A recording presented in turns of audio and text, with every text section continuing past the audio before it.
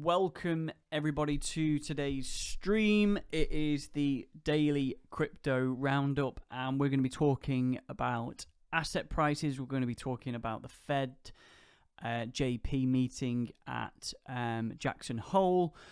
We're going to be talking about China. We're going to be talking about the ongoing energy crisis across Europe. We're going to be talking about housing, a number of different things.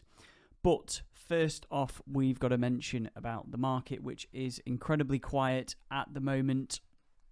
Obviously, August is generally has low volumes due to people on vacation, if you're in America, or holiday if you're in Europe. And all eyes are on if JP comes out with any comments around interest rate hikes at Jackson Hole. And we can see over the past 24 hours, Bitcoin's up slightly, Ethereum is up slightly, but down for the week over 12%. BNB up very slightly, down very slightly for the past 24 hours. Cardano is up slightly. Solana is up slightly, but down a fair amount, 16% over the past 7 days.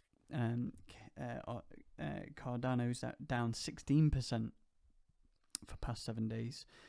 Risk on assets being hit hard as sort of the bearish feeling and bearish sentiment starts to stem over. While we wait for what JP is going to talk about at Jackson Hole, and a number of other people and central banks will be there. Bank of England will be there, European Central Bank, ECB will be there, number of other big important players, and we look to wait and see what will happen there in regards to interest rate hikes. And certainly Europe's in a tricky position with the amount of debt that they have. Obviously US is similar. And if we quickly type in the debt clock, we can see that nothing is getting better in real time. This is really good interactive US debt clock. US national debt's at 30 trillion. It is currently now 123.85% debt to GDP ratio. And it's roughly around 92,000 the debt per citizen. And we know every single time the Fed raise interest rates, they're basically shooting themselves in the foot because they then have to service their debt at even higher levels. So we will wait and see and keep an eye on that. In regards to some of the economic news that's come out yesterday and today, we saw a lot of the PMIs, Purchasing Managers Indexes, are down. These are really good leading indicators to figure out where we are in the business cycle. So we can see France's PMI, manufacturing PMI is at 49. Basically anything under 50 indicates a recession. And we're seeing UK PMI, manufacturing PMI down at 46. Wow. And S&P Global Manufacturing PMI for the US is at 51.3. And we some economic data that's just come out today. We see durable goods orders at 0% with a previous of 2%. And durable goods orders is basically measures the cost of orders received by manufacturers for durable goods.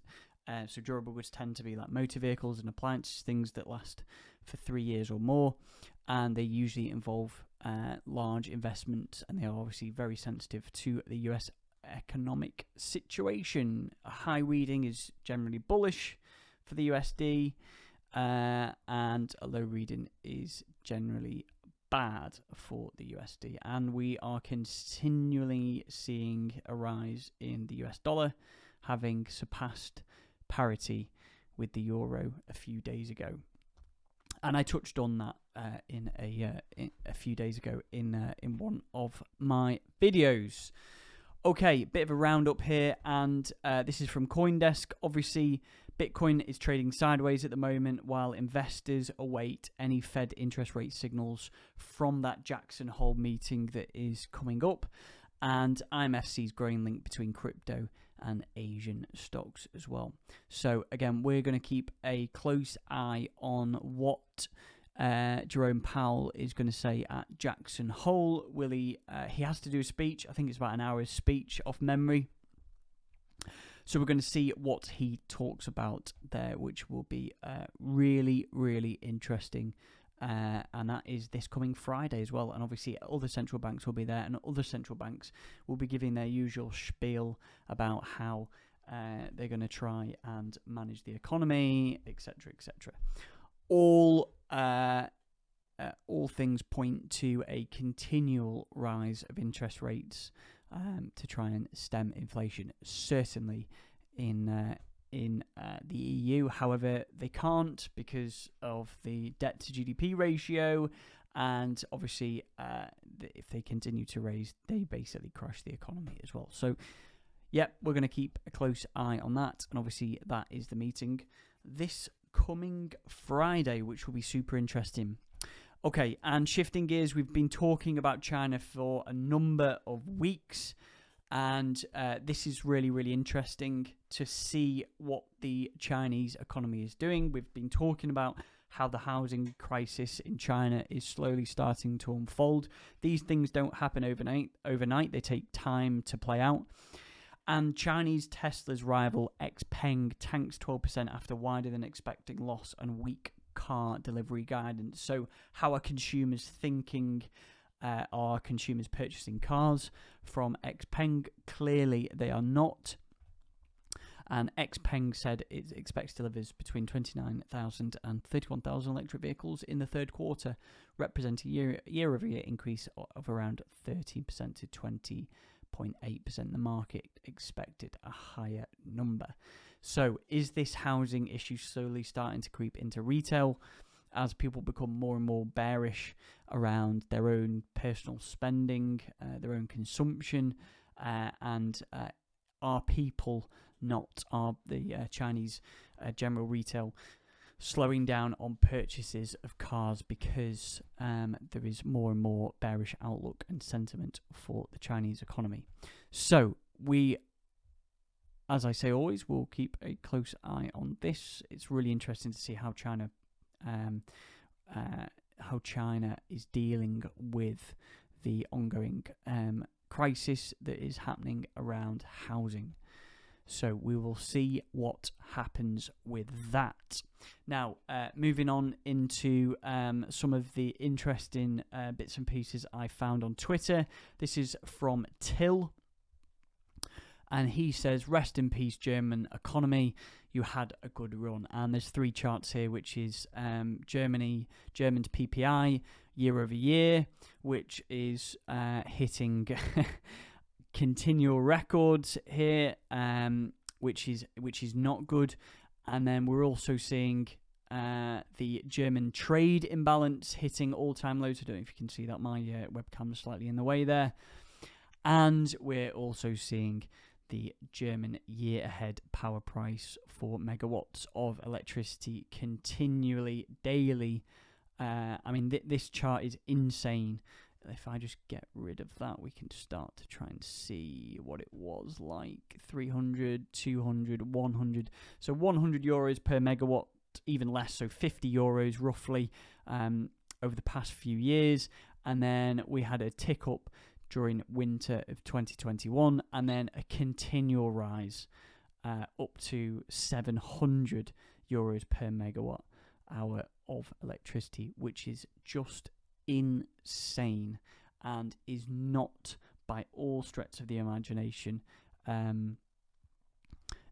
how German consumers are able to stomach this. If they have to pay for power, so will there be blackouts? Will there be rationing of electricity for businesses and heavy power consumption companies, or will it also hit retail? And if it does hit retail this winter, then I don't remember, certainly in my lifetime, being alive 30 years, where there's had to be rationing of power in Europe because of energy costs. And so will Germany give out direct handouts, in essence QE, quantitative easing, to people to try and help them pay for this incredible high price of electricity? So we will wait and see on that front. And moving on to US housing. As housing goes, so goes housing, so goes the economy, says Michael Suave. Home sales have already tanked. House prices are next. Wealth effects should look awful for personal consumption in 2023 or earlier. And we've got the lending rate month supply there in the blue, and the US Case-Shiller house price in the lighter blue as well, which will start to come down as the lending rate is somewhat of a leading indicator as well. So are we seeing a housing crisis in the US, and how will this play out as well? So we'll keep an eye on that. And whilst we're on the topic of energy crisis, this is in Lahore, Pakistan, where people took to the streets after receiving huge utility bills despite 12 to 16 hour daily blackouts.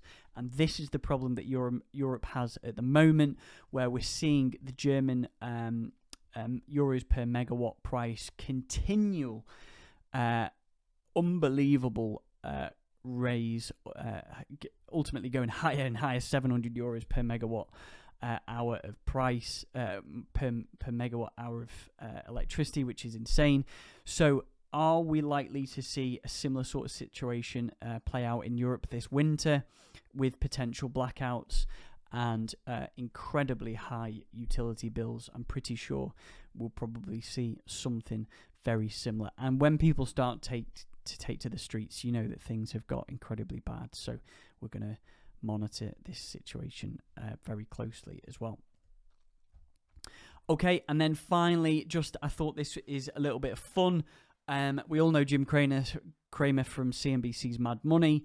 He has a reputation, certainly within the crypto community, of getting every single call he makes wrong.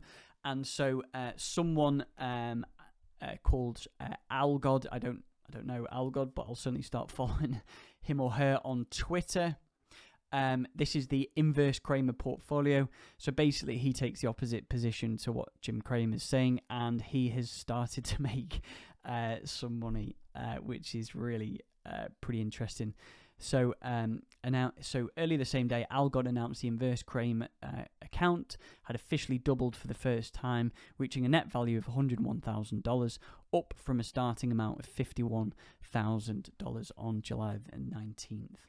So he basically takes the opposite side of what Jim Cramer says on Mad Money CNBC. So pretty interesting stuff as well.